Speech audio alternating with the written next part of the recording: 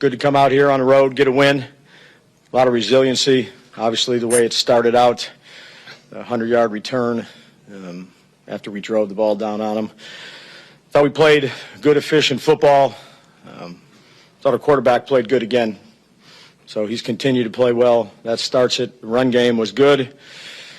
Pass game was efficient, hit a couple big plays. And then defensively and special teams, again, we were grinding back and forth. They got a lot of talent on their football team. It's a good offensive football team. They've been doing a good job defensively, taking away passes.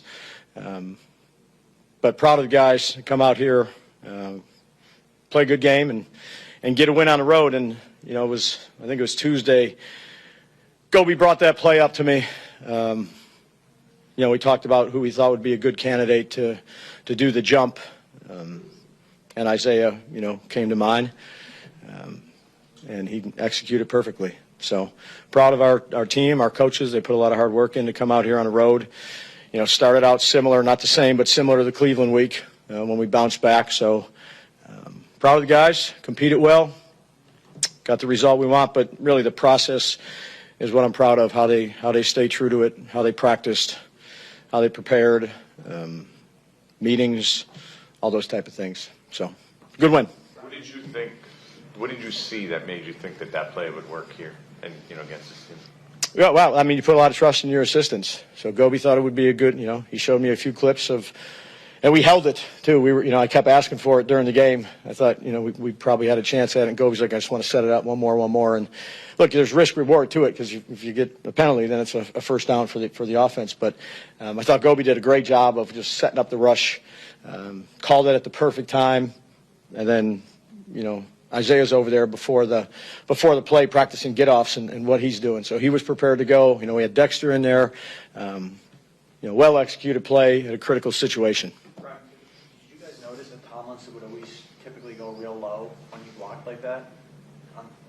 Yeah, I'm not going to get into the strategy. But, look, we put a lot of hard work into it every week as a coaching staff. That's our job, is to try to put the players in the best position we can. And then ultimately on Sundays, it's their job to go out there and perform and execute and, work together with the coaches and give and take stuff. It was a good team win. What do you think on Isaiah on the field goal block? He usually is on that. Yeah, but we moved him around. Look, it was just a good game plan played by Gobi and the special teams guys. And then, I was asking for it a little bit earlier. And, he just got a lot of trust in our coaching staff. It's a very cohesive unit all the way through. Special teams, defense, offense. Bunch of good people to work with. As a play caller, how challenging was it? Your starting running back's not there, so you have a rookie. And obviously Malik's not there, who gets so many targets. For you to change things up and, maybe use some guys in certain situations or, you had to trust rookies. That's the job of a coach. So, that's what you work during the week for. We moved Slayton over to where Neighbors was a bunch, and he was on the other side usually. So now he has to learn not learn because he's been with us for however many years, since we've been here. And one of the reasons is because he's very dependable and he's smart. So to hear a personnel group and for the training camp and all this, you're going to this position and then all of a sudden have to flip it and go to that position. That's Slay though. He's a great teammate. He's always done whatever we've asked of him. And I've said that numerous times. So I'm happy for him. I don't know what was his production. I know it was probably quite a bit. It was good to see the rookies. They're developing still. It's early. This is October now, so you kind of figure out September some of the things you need to work on. And one game really has nothing to do with the next, so we'll do it all over again against a very challenging opponent, high-powered team coming up here in a week. Dave, how about the moment for Simmons in particular, a guy who some weeks hasn't dressed? Yeah. And then today he does what he does. Yeah, I think he's dressed every week, if I'm not mistaken, but that's okay. I said that. I gave him a game ball. It's, look, he's a high first-round pick. He's been on a couple different teams. There's certain roles that he plays, and not everybody is a starter for you. That means the people that play behind them or the specific roles we have, they have to execute their job at a high level. Whatever that role is, that's what good teammates do. Certainly everybody wants the ball on offense or play 100% of the time, but this is a team game, and you can only put 11 out there. and when your number's called, we're expecting you to make the play. So I'm proud of the young man for that. He made one hell of a play at the end of the game to seal it. So, and I give Goby a lot of credit. First-year coordinator, schemed it up, brought it up. It was a good team win. What impressed you, Brian, about Tracy, his running? Got a lot of yards. Yeah. He was productive. He was productive. He was tough. I mean, he's doing the, I don't know if it's eat more or whatever it is, the sideline. Give him the ball. And, he ran hard. He saw the holes. He pressed the hole. That's something we've been working hard on him with, is pressing the hole and setting up your blocks. Made some extra yards with the ball in his hand. I don't know. He had a bunch of yards too, right? Yeah. Tracy, I don't know, whatever it was. What was it? Yeah, like 7. What was the average? He had to have a high average. Yeah. Yeah. Well, they all do, but there's certain, certain plays we left out there too. So there's a lot of things to clean up.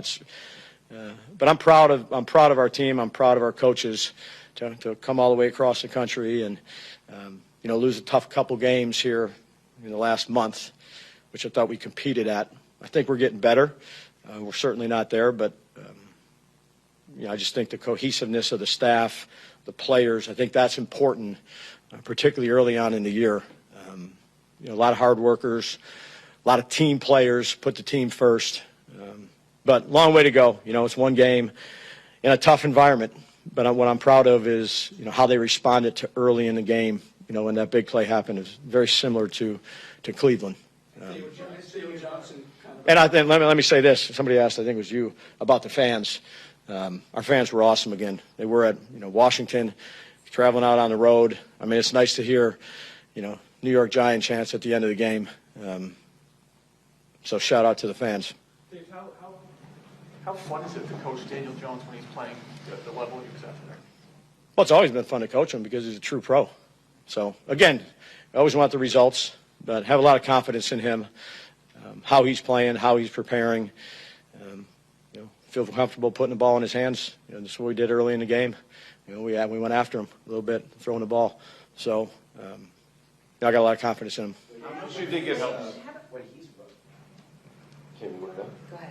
When he's running and lowering his shoulder into defenders, does that type of thing bleed in a good way into your team? Yeah. Anytime a quarterback does that, again, you got to be smart about it. But he's a true competitor. I mean, there was, a play a couple weeks back, him pushing on the goal line in Cleveland. He's a competitive young man who, again, Daniel Jones has done everything that I and we have asked him to do. He's here early. He stays late. He's got good leadership traits. It's never been easy for him.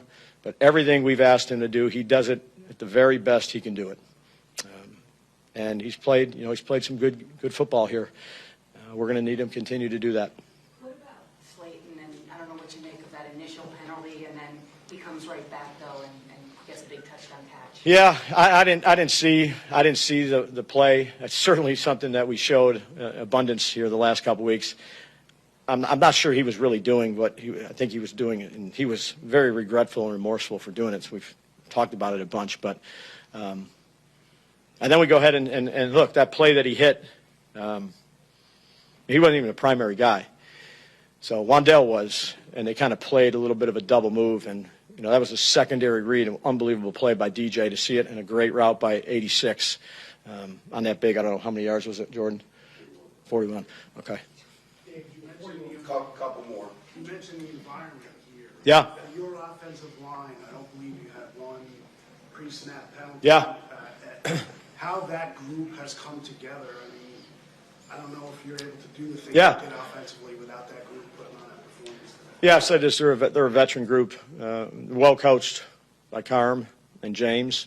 There's good chemistry in that room. There's a lot of extra meetings, Art, not just with the line, but they're staying late on Wednesdays and Thursdays and getting all sorts of food.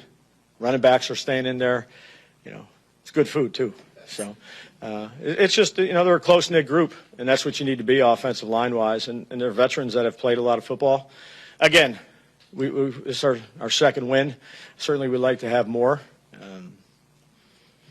but we don't. So go back to work this week and do the very best we can.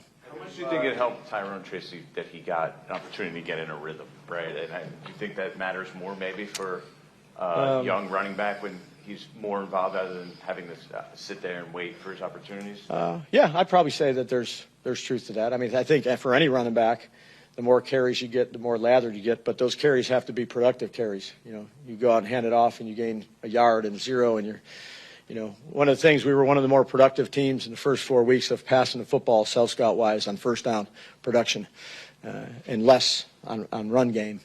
It's something that, and I don't know what the numbers are today, something back we'll continue to look at of, you know, giving ourselves a good chance on second down, or even skipping some of those where we're not having, you know, 18 third downs a game. I don't know how many we had today.